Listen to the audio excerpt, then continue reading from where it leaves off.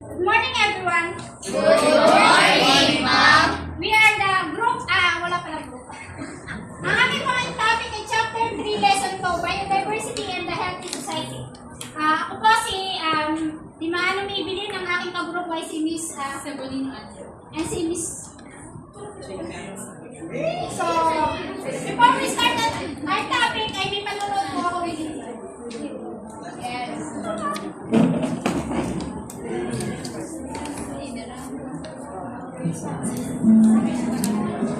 Biodiversity.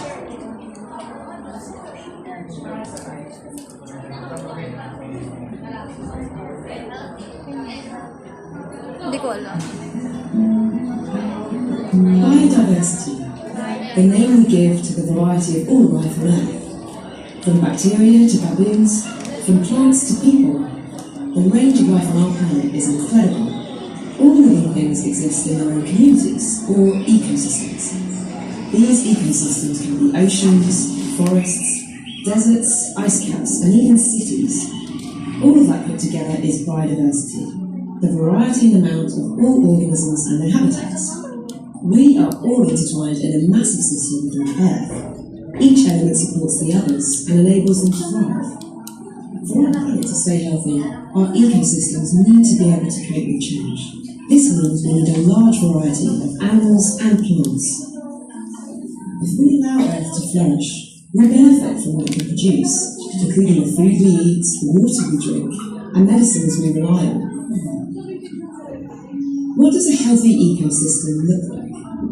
Take the British coastline. All along the shores, the kelp and seaweed growing there support a huge range of life. Where kelp meets the seabed, all kinds of animals can use it for shelter. Worms, anemones and crustaceans are protected there. Small fish feed on the seaweed fronds, which are eaten by bigger fish, which in turn feed us. The kelp forest is more than just a home for underwater animals. It also helps to protect our shores from erosion, and it captures carbon, which helps to slow climate change. If you take away one part of a system like this, the whole thing can collapse. Even small changes can have big consequences. We're harvesting our kelp flakes for fertilizer, which removes a key part of our coastal ecosystem. This is just one of the threats biodiversity is facing in the UK and all over the world. We are now in an era when we have the biggest impact on Earth's natural systems. The causes of biodiversity loss are complicated, but we know we are making the problems worse. On land, we're converting natural habitats into farms, factories, roads and cities. In the ocean, we're fishing, drilling and mining. We are all responsible for the planet's well-being. You can help protect our life support system with relatively small changes. Reduce waste, eat sustainably, and protect green spaces near you. It's not too late if we all make positive changes. Visit nhm.ac.uk to find out more about what you can do.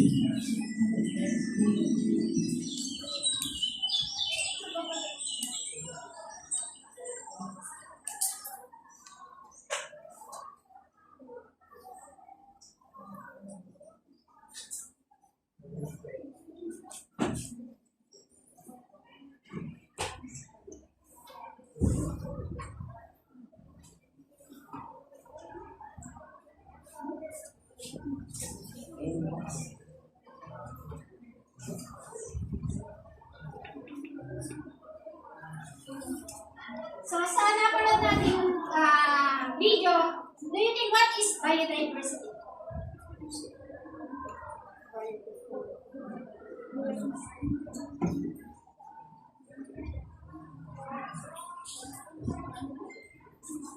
Mr. Diaz. So, sa kanyang word mismo na biodiversity, bio means life. And ito is tumutukoy sa mga living things na naninirahan dito sa Nabanggit niya na yung life or yung living things na naninirahan. Ano kaya yung mga living things na naninirahan dito? Sorry? Mga tayo. Mga organisms, bacteria. Miss Plants. Ang bacteria, di ba? Val, ang bacteria din, di ba? Yung mga bacteria ko, mga microorganisms. Ano pa? And Human. microorganism. So, ko na yun. Yan, pag dyan. Sinasabi ko dyan. Example of Sama na din sa bacteria. This is all the living things na naninigaan dito sa biodiversity. So, iyan po yung ating magiging topic. So, do you think ano kaya ang kalagahan ng biodiversity sa isa't isa? Okay, Ms. Barantes. So, yung biodiversity, parang siyang tumutulong sa cycling ng ecosystem. Kung saan yung bawat living thing may function sa isa't isa. Yan, tama sinabi ni Ms. Barantes. Ang bawat isa ay may kanya-kanyang function nga. Tulad natin, saan ba tayo kumukuha ng ating kinakain? Di ba sa ating kapaligiran? So, kung mawawala yung ating mga living things dito, so ano mangyayari sa ating mundo? So, yan po yung ating tatakal sa aming topic. Decrease in biodiversity is imminent worldwide. Para natin nasabing ang biodiversity ay imminent na dito sa ating mundo. Ano yung nagiging epekto? Bakit nababawasan yung ating mga pinagkukunan? Bakit nagugulo yung ating biodiversity, Mr. Kalay? Dahil yung sa dahil nga sa pagbulag ng technology, yung mga infrastructure kasi na pinapatayo ay nakukonsume yung ecosystem na kung saan yung mga lands ay napapatayuan na ng mga building.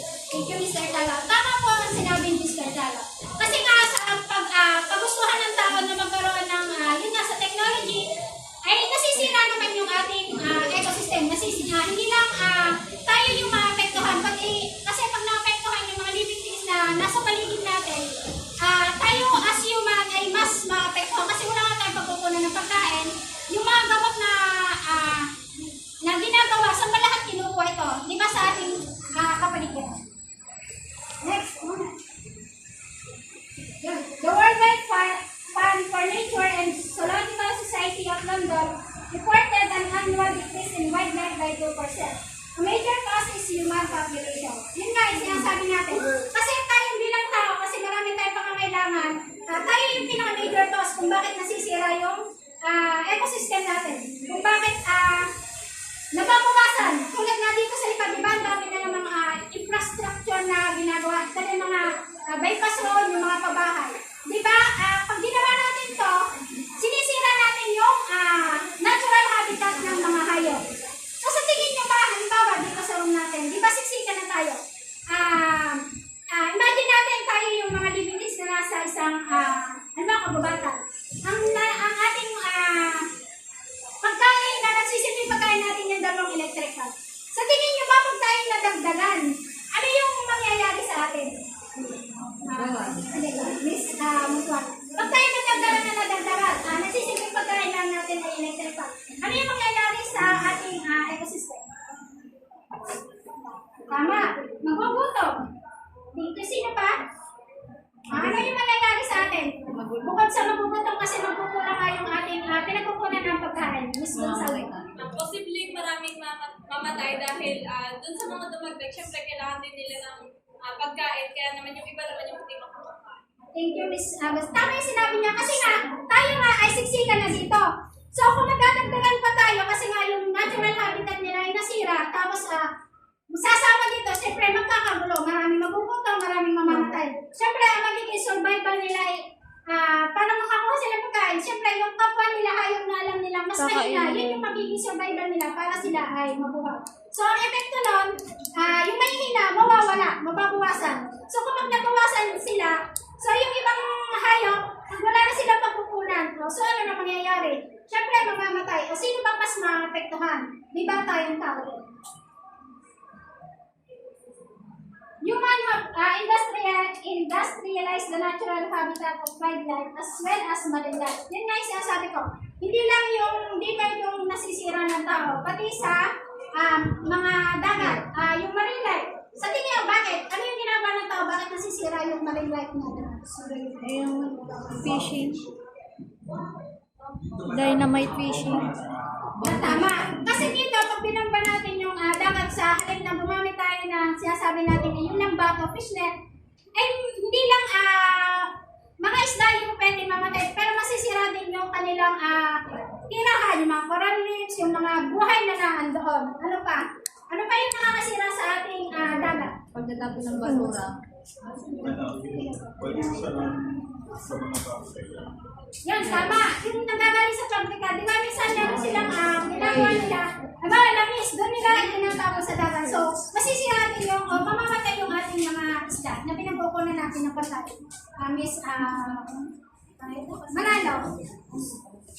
Ano po, yung mga basura po na tinatapos sa ilog, sa ilog, napupuno yung mga basura. Tama. Thank you, Miss Manalo. Yan. Yan ang isa sa pinaka-problema ng tao, yung basura. Kasi bilang tao, alam naman natin yung tamang tapunan ng basura. Pero dahil nga tayo irresponsible, basta tayo ng tapon sa ilog na hindi natin alam na yung buhay ng nasa dagat ay nasisira. Hindi ba, tapos sa dulo na tayo pa rin yung maapektuhan. Next is,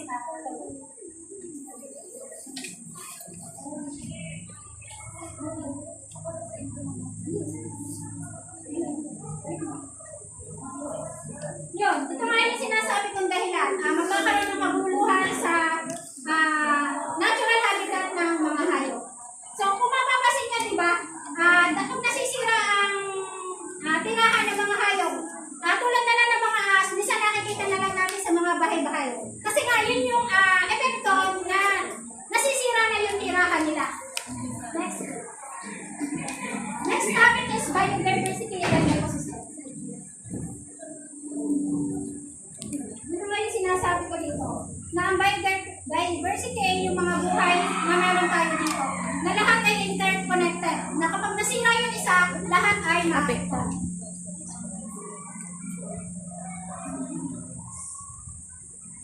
Yun. Biodiversity is the variability among living organisms from all sources including terrestrial. Ano ba yung terrestrial? Ano yung mga bumubuo sa terrestrial ecosystem? Mr. BJ, ano yung terrestrial ecosystem? Ano yung mga bumubuo sa terrestrial ecosystem? Ano terrestrial?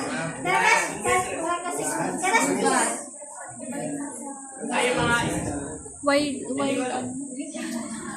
Sa mga Sige, Mr. Diaz. Mga ano ba yan? Mga plants. Yan, tama. Yung mga plants, puno, forest. Yan po yung bumubuo. sa gubat mo. At sa marine. Ano yung mga bumubuo? Aquatic, mga fishes. Mga yan, mga dagat, yung mga nakikita natin. Seaweed. And other aquatic ecosystem and ecological complexes.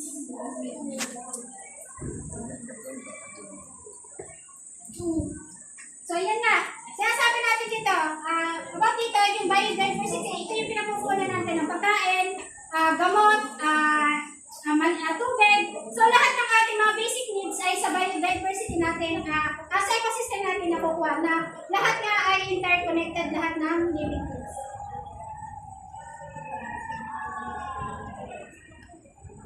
Yan. Biotic. Yung yung biotic and abiotic. Pag sinabing biotic, yun yung mga Living tayo. things. Pag abiotic, ito yung Non-living things. Mga bacteria. non-living organism. So, Grade 7 pa yan. so next. Biotic.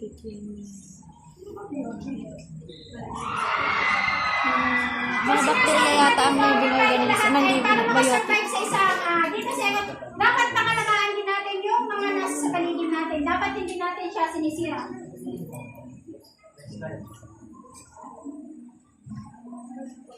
Yun. Okay. Yan. So dito parang sa ecosystem, pag nasira yung ating mga biodiversity, so maapektuhan yung ating health. Kasi tulad ngayon, tamo, pag nasisira yung mga puno, nakakaranas tayo ng sobrang init. Kasi nga, nawawalan na ng yung, para na protekta, para hindi tayo makaranas ng ganitong klima.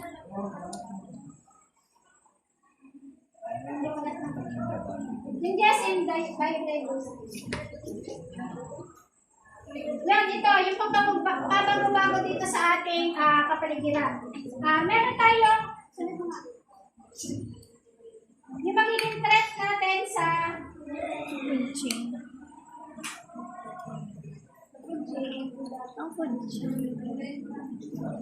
So, sinasabi Chain dito na kapag cycle. na hindi natin siya pinangalagaan, yun nga, yung ating pinupuhang pagkain sa kapaligiran ay maapektuhan din. Ito yung mga threats to biodiversity. Pakitandaan na lang po ito ha. Baka mamaya.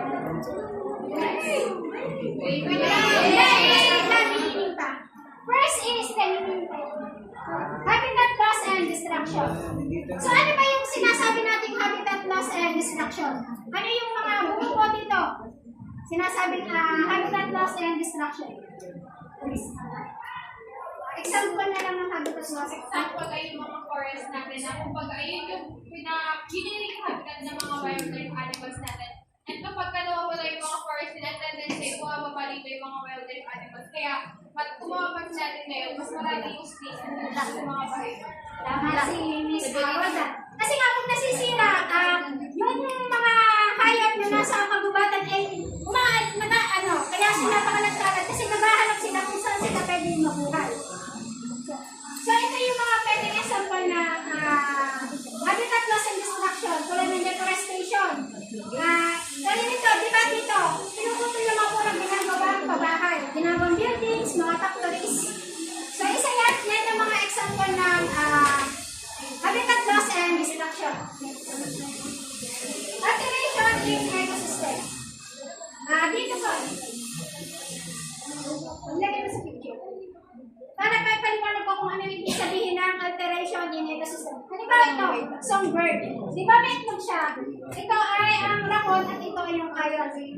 Sa alteration kasi ang ginagawa, parang may ililipat ka. Halimbawa ito, ang coyote. Ililipat mo siya sa ibang lugar. Bakit? Kasi ang coyote, ang pagkain niya, ang ginagawa niya pagkain ang rakon. So ang rakon, para mas maging malakas sila at hindi sila makain, ang kinakain niya ay ang egg ng songbird. So sa nangyayaring cycle, ito mawawala at ito mawawala din. Kasi nga, ang cycle niya, kakainin ng rakon ito, si anak ko, kakainin naman ng kite. Kasi ang mangyayari, ililipat natin yung kayo para dumami yung songbird at saka yung rakon. Nagagets po ba yung over-exploitation. So dito pumapasok yung mga overhunting, overfishing, and overcollecting ng mga species natin tulad sa pag sinabing overfishing yung sa dagat. So dapat di ba may standard tayong ginagamit sa panghuli ng dagat? Kasi dapat tayo maliliit na isda, panghuli ng isda, sorry. Panghuli ng isda, di ba may standard din na net?